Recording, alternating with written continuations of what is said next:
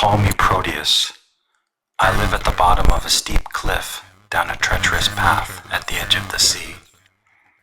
You can see me from the top of the cliff, lolling on a flat rock, staring into the endless nothing of the sea, but to reach me is difficult. You've been told that I have the answer to your question, and you are a little desperate to have this question answered. As you make your way down, you must be careful not to dislodge any loose gravel. Careful not to cry out when the thorns pierce your feet. You must approach me as quietly as you can. Keep right up on me. Keep your hands on me, around my neck. You've been told that you have to hold on while you ask your question. You've been told that you can't let go. You've been told that as you hold on, I will transform into the shape and form of that which most terrifies you, in order to get you to release your grip.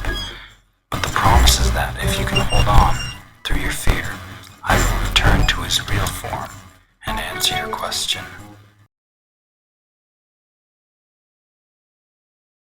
Here's a secret.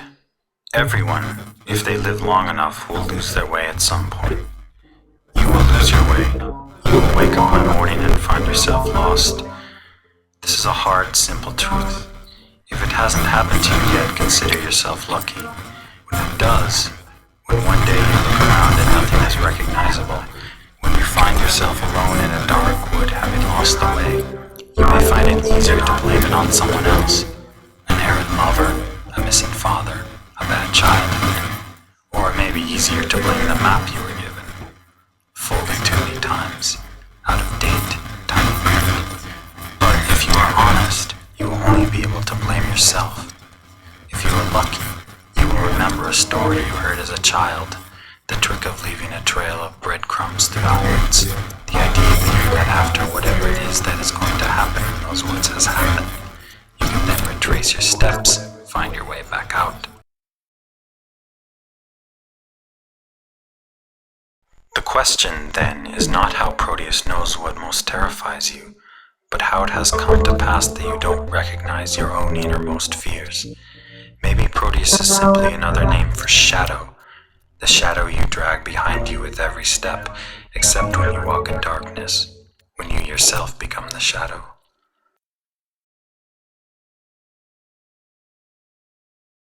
One form I take, as you hold on to me with your question, as I refuse to answer your question, as I try to terrify you into loosening your grip, as I try to terrify you by changing into the shape of that which most terrifies you. One of these terrifying forms that I change into is a waterfall. A waterfall? Who's afraid of a waterfall?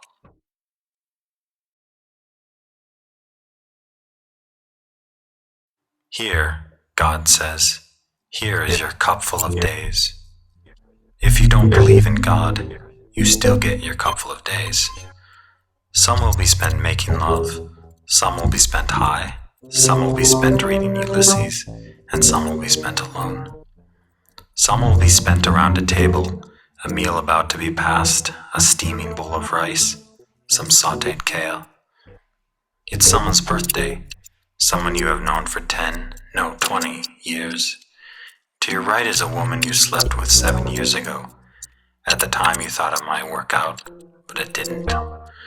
Across from you is the woman you are with now, and at this point it could be forever, whatever that means.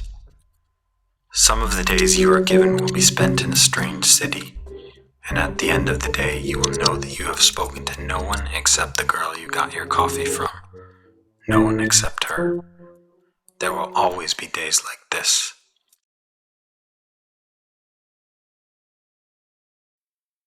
Let's just accept that I know your innermost fear, and that I play on these fears, hoping you will let go, hoping you will give up, hoping you will stop asking your question, hoping you will lose hope. This, then, is a vision of me, of Proteus, as both torturer and tortured. I play on your fears. I want you to lose hope, but at the same time you are the one with your hands around my neck, asking your question.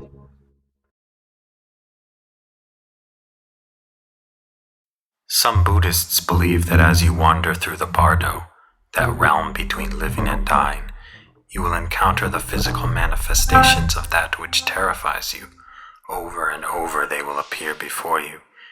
This is your karmic debt, and only those who are enlightened will walk unafraid.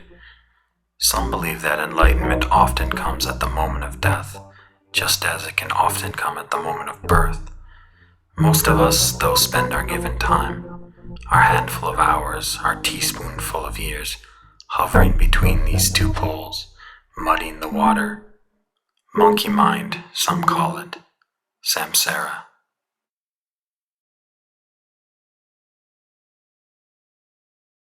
A friend tells this, perhaps apocryphal story.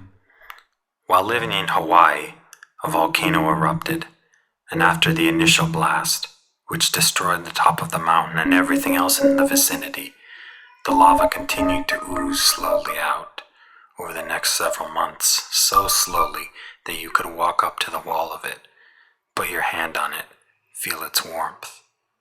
How high was it? I imagine 20 feet, more or less. So high you'd have to tilt your head back to see the sky. The town my friend was staying in was downhill, spared the initial blast, but the lava kept coming. Then the scientists came to calculate its movement, to predict how long it would take to reach the village, to mark which house would be the first to be swallowed beneath the slow motion wave. Is this better than a flood? Better than a fire? It gives you time to move out what you most value. Time to move everything, if you are able. If you are able, you can move the entire house. But I had the idea that the island was small, the village against the sea. The only option would be to uproot the house and put it on a raft and float it to the next island.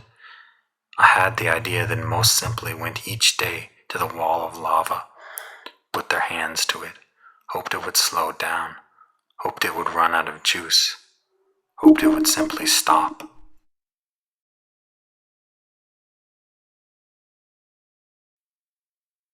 Here I am, the maniac tied to the chair before me is Proteus. I've been told that a bomb is about to go off, potentially killing hundreds or even thousands of innocent people. As I hold on to Proteus, as I ask him my question, as I listen for his answer, he transforms into a dog on a leash, into a man dancing with panties on his head, into a bruise, into a madman, into a waterfall, into a cockroach in a bowl of rice, into a man strapped into a chair, into 30 men strapped into 30 chairs, refusing to eat, 30 tubes forced down their noses. So here I am, my fingers tight around Proteus's neck, asking my same question, over and over, as if the answer exists, inside the maniac, inside the prisoner, inside the beloved, inside my mother, inside my father, inside me, as if the answer is there and just needs to be released. And so here I am, holding my own head, dunking it into a bathtub full of water, repeating a meaningless question over and over, knowing that I will never get the question right. And here I am, holding my breath, and then letting it go.